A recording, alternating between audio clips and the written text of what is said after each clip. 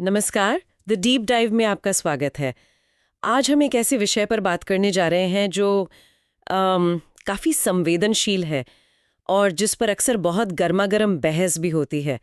हम भारत में मुस्लिम समुदाय से जुड़ी कुछ जो आम धारणाएं हैं और जो कहानियां हैं उनकी गहराई में उतरेंगे।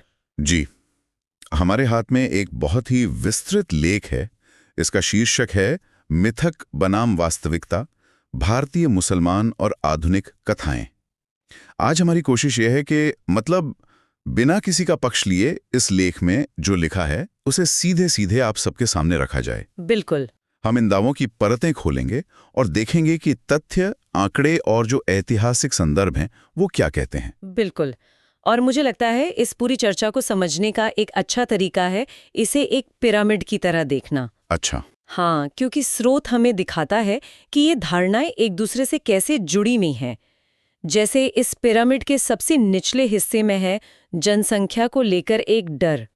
उसके ऊपर आती है सामाजिक रिश्तों को लेकर शंका, जैसे शादी ब्याह। और पिरामिड के सबसे ऊपर वो है देश के प्रति वफादारी पर सवाल। तो आज हम इसी पिरामिड की एक एक परत को समझने की कोशिश करेंगे।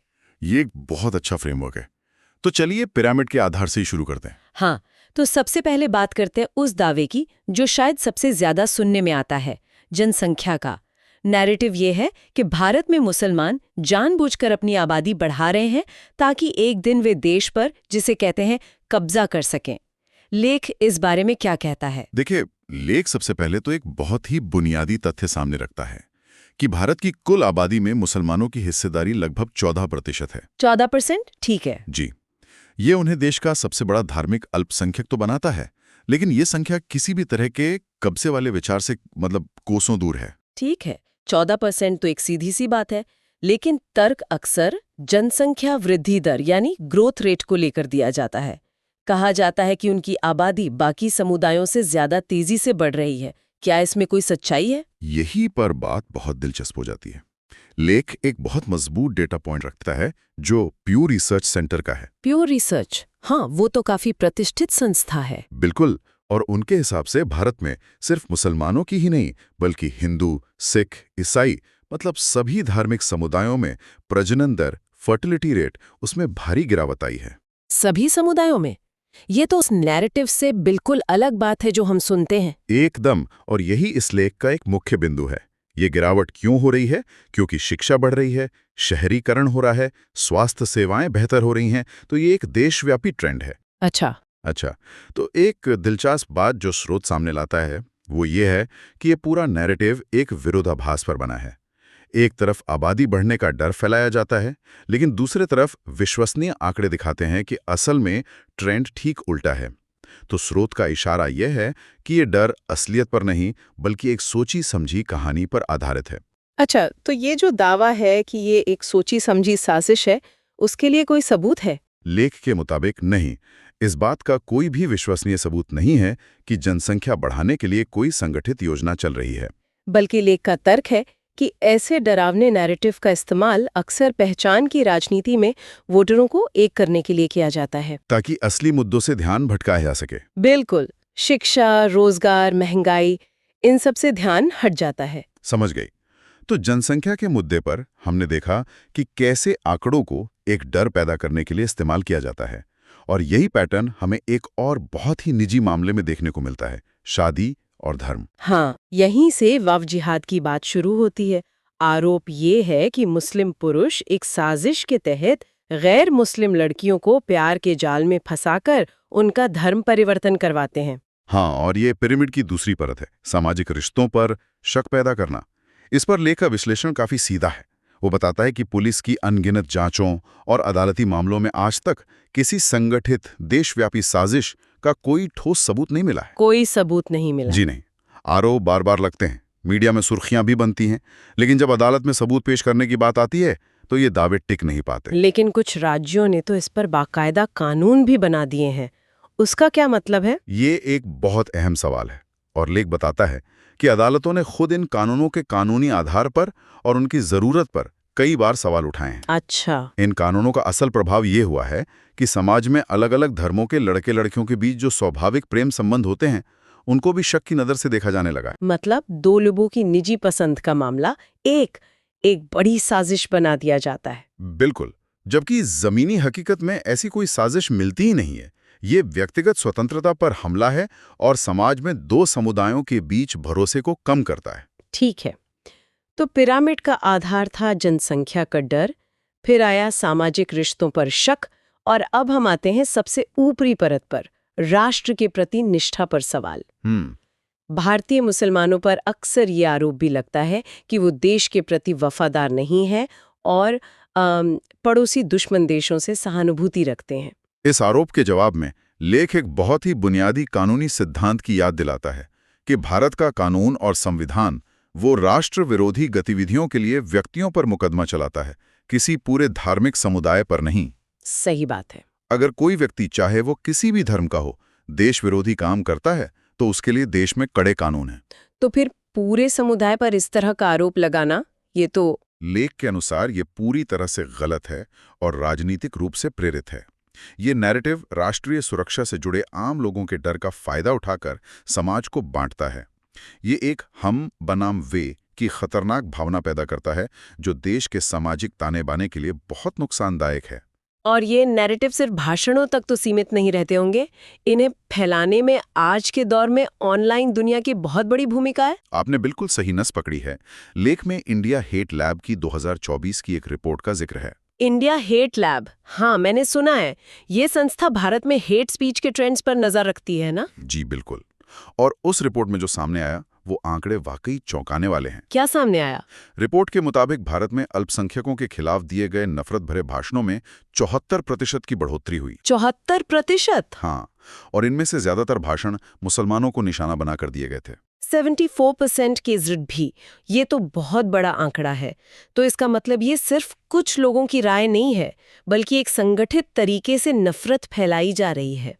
लगता तो ऐसा ही है। और जमीन पर इसका असर कैसा दिखता है? इसका असर बहुत गहरा होता है। लेख बताता है कि ऐसे भाषण और झूठी खबरें सोशल मीडिया पर जंगल की आग की तरह फैलती हैं और लोगों के मन में जो पहले से बसी बसाई गलत धारणाएं होती हैं उनको और पक्का करती हैं।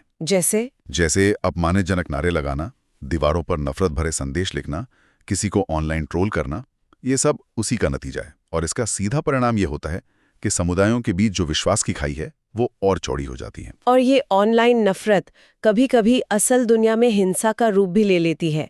लेख में भारत में हुए कुछ सांप्रदायिक दंगों का भी जिक्र है। हाँ, और यहाँ तथ्यों और साजिश के सिद्धांतों के बीच फर्क करना बहुत जरूरी हो जाता है। लेख कुछ ऐतिहासिक त्रासदियों का दस्तावेज पेश करता है, न कि किसी गुप्त साजिश का। मतलब इन घटनाओं को अक्सर तोड़ मरोड़ कर एक तरफा तरीके से पेश किया जाता है। क्या आप लेख में दिए गए कुछ उदाहरण बता सकते हैं? जरूर। लेख के अनुसार 1989 की भागलपुर हिंसा में करीब 1000 लोग मारे गए थे, जिनमें से 900 से ज्यादा मुस्लिम थे। 900 से ज्यादा? जी। इसी तरह 1969 के गुजरात दंगों में लगभग 660 मौतें हुईं और उनमें भी मरने वालों में बड़ी संख्या मुसलमानों की थी। ये सब दर्ज की हुई ऐतिहासिक घटनाएं हैं। तो ये उस समय के प्रशासन और कानून व्यवस्था की विफलता को दिखाती हैं? बिल्कुल। तो स्रोत का कहना है कि इन दुखद घटनाओं को, जो कि प्रशासन की विफलता थी, उन्हें तोड़ मरोड़ कर किसी एक समुदाय की साजिश बता दिया जाता है। ये तो इतिहास को पूरी तरह से पलटने जैसा है। बिल्कुल। लेख का यही तर्क है कि इन त्रासदियों को उनके सही संदर्भ में देखना जरूरी है, न कि उन्हें आज के राजनीतिक नैरेटिव में फिट करने के लिए इस्तेमाल करना चाहिए। हाल के सालों में नागरिकता संशोधन अधिनियम यानी CAA और राष्ट्रीय नागरिक रजिस्टर NRC को लेकर भी बहुत बहस हुई है। इन्हें भी कई लोग एक बड़ी साजिश के तौर पर देखते हैं। यहाँ पर लेख एक बहुत बारीक लेकिन महत्वपूर्ण अंतर बताता है। उसके अनुसार इन्हें साजिश कहना एक वैध, कानूनी और नीतिगत बहस को बहुत ज्यादा सरल बनाना है। ये कोई छिपी हुई साजिशें नहीं है, ये सार्वजनिक नीतियां हैं जिनके वास्तविक परिणाम है। और उन पर सवाल उठाना और बहस करना किसी भी लोकतंत्र में जायज है। बिल्कुल।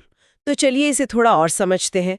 CAA के बारे में लेख क्या कहता है? लेख बताता है कि CAA का उद्देश्य पाकिस्तान, बांग्लादेश और अफगानिस्तान से धार्मिक उत्पीड़न की वजह से भारत आए गैर मुस्लिम अल्पसंख्यकों को नागरिकता देने की प्रक्रिया में तेजी लाना है। जैसे हिंदू, सिख, बौद्ध, जैन, पारसी और ईसाई। जी। लेख में बताया गया है कि आलोचकों का तर्क ये है कि इसमें धर्म को आधार बनाना और मुसलमानों को इससे बाहर रखना भारत के संविधान के धर्मनिरपेक्ष सिद्धांतों का उल्लंघन है। तो ये एक नीतिगत और संवैधानिक बहस का विषय है। और एनआरसी के बारे में असम में इसका अनुभव कैसा रहा? एनआरसी को असम में अवैध अप्रवासियों की पहचान के लिए लागू किया गया था। लेख के अनुसार इसका नतीजा ये हुआ कि लाखों लोग, जिनमें मुसलमानों की एक बड़ी संख्या थी, अपनी नागरिकता साबित नहीं कर पाए। क्यों? क्योंकि उनके पास दशकों पुराने दस्तावेज नहीं थे। ये एक बहुत ही जटिल ब्यूरोक्रेटिक प्रक्रिया थी जिसके गंभीर सामाजिक परिणाम हुए। तो इसे साजिश कहने के बजाय इसकी प्रक्रिया की निष्पक्षता और इसके प्रभाव पर सवाल उठाना एक वैध आलोचना है। जी हाँ, बहस इस बात पर है कि क्या ये नीतियां सभी नागरिकों पर समान रूप से लागू होती हैं और क्या ये संवैधानिक मूल्यों के अनुरूप हैं। इन सभी धारणाओं और नीतियों का जमीनी स्तर पर लोगों की रोजमर्रा की जिंदगी पर क्या असर होता है? क्या लेख में सामाजिक भेदभाव जैसे मुद्दों का भी जिक्र है? हाँ, बिल्कुल है। स्रोत एक और जमीनी हकीकत की तरफ इशारा करता है। जब किसी समुदाय को बड़े शहरों में घर किराए पर मिलने में मुश्किल हो या वो सामाजिक तौर पर खुद को असुरक्षित महसूस करे, तो वो अक्सर उन्हीं इलाकों में रहने लगते हैं जहां उनके समुदाय के लोग पहले से रहते हैं। और धीरे धीरे वो समाज की मुख्य धारा से कट जाते हैं। जी, इसी प्रक्रिया को समाजशास्त्री घेटोआइजेशन कहते हैं। इसके अलावा लेख में संपत्तियों को निशाना बनाने की भी बात कही गई है। हाँ, लेख में अतिक्रमण विरोधी अभियानों का भी उल्लेख है, जहां कई बार बिना उचित कानूनी प्रक्रिया अपनाए मुस्लिम स्वामित्व वाले घरों और दुकानों को गिरा दिया गया। लेख में यह भी बताया गया है कि ह्यूमन राइट्स वॉच जैसे अंतर्राष्ट्रीय संगठनों ने भी CANRC के तहत भेदभाव और मनमानी कानूनी प्रक्रियाओं पर चिंता जताई है। तो ये केवल एक घरेलू मुद्दा नहीं है, इस पर अंतर्राष्ट्रीय स्तर पर भी नजर रखी जा रही है। बिल्कुल। तो अंत में इस पूरी चर्चा का निचोड़ क्या है? इन सभी मिथकों, आरोपों और वास्तविकताओं को समझने का क्या मतलब है? इसका हमारे समाज पर क्या असर पड़ता है? लेख के अनुसार इसके दो मुख्य और बहुत गहरे प्रभाव हैं। पहला है सामाजिक प्रभाव। ये समाज में अविश्वास, ऑनलाइन नफरत और ध्रुवीकरण को बढ़ावा देता है। जब एक समुदाय के बारे में लगातार नकारात्मक बातें कहलाई जाती हैं, तो ये दूसरे समुदायों के मन में डर और शक पैदा करता है। इससे सामाजिक सद्भाव को सीधा नुकसान पहुंचता है। और दूसरा प्रभाव राजनीतिक है, जैसा आपने पहले भी इशारा किया था। हाँ, लेख का तर्क है कि इसका इस्तेमाल चुनावों में पहचान के आधार पर वोट जुटाने के लिए एक हथियार के रूप में किया जाता है। जब लोग धर्म और पहचान के मुद्दों पर बढ़ जाते हैं, तो शिक्षा, स्वास्थ्य, रोजगार और आर्थिक असमानता जैसे जो असली संरचनात्मक मुद्दे हैं, वो बहस से गायब हो जाते हैं। ध्यान असली समस्याओं से हटकर काल्पनिक दुश्मनों पर चला जाता है। बिल्कुल सही। तो आज की इस विस्तृत चर्चा से जो तस्वीर उभरती है वो ये है कि भारतीय मुसलमानों को लेकर कई आम धारणाएं, जैसे जनसंख्या की साजिश या लव जिहाद, वो तथ्यों की कसौटी पर खरी नहीं उतरती। स्रोत सामग्री हमें दिखाती है कि इनके पीछे कोई ठोस सबूत नहीं है। बिल्कुल, लेकिन इसका मतलब ये नहीं है कि कोई समस्या ही नहीं है। लेख ये भी साफ करता है कि सांप्रदायिक हिंसा का इतिहास, आवास और रोजगार में भेदभाव और कुछ नीतियों का असमान प्रभाव, ये वास्तविक चुनौतियां हैं जो मौजूद हैं। स्रोत का अंतिम संदेश यही है कि एक मजबूत, समावेशी और सूचित समाज बनाने के लिए कल्पना और तथ्यों के बीच फर्क करना बेहद जरूरी है। ये बात बिल्कुल सही है। यहाँ एक विचार है जिस पर गौर किया जा सकता है। जब जानकारी को अक्सर पहचान और भावनाओं के चश्मे से देखा और परखा जाता है, तो एक समाज के रूप में हम ऐसा क्या कर सकते हैं कि तथ्यों पर आधारित एक रचनात्मक बातचीत का माहौल बने ताकि अविश्वास की इस खाई को पाटा जा सके।